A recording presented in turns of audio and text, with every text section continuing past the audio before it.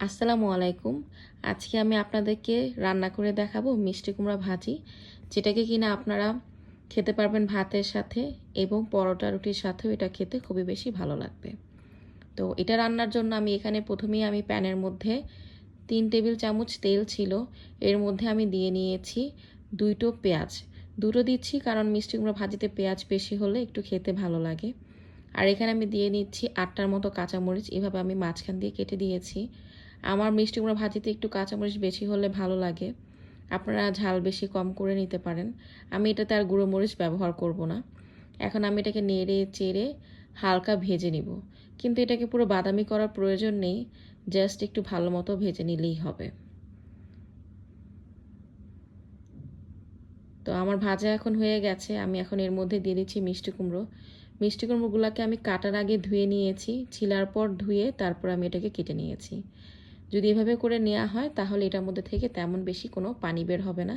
দেখতেই পাচ্ছেন এটা দেখতে একদমই বেশি শুকনো শুকনো মনে হচ্ছে। এখন আমি এর মধ্যে দিয়ে দিচ্ছি 1/2 চা চামচেরও কম হলুদের গুঁড়ো আর লবণ স্বাদ মতো। দিয়ে আমি এটাকে ভালো করে মিশিয়ে ঢাকনা দিয়ে ঢেকে দিব 5 মিনিটের জন্য।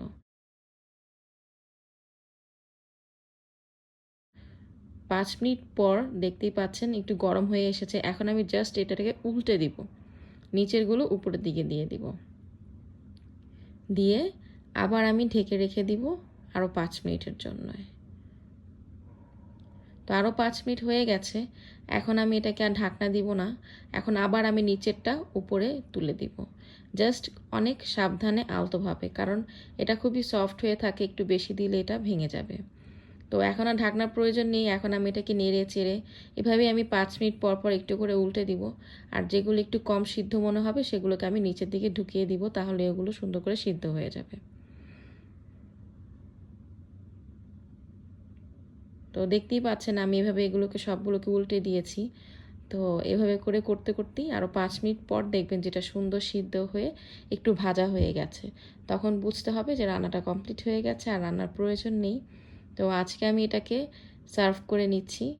যদি এই ভিডিওটা ভালো লেগে থাকে তাহলে আমাকে থামস আপ দিবেন অ্যান্ড সাবস্ক্রাইব করবেন। ধন্যবাদ।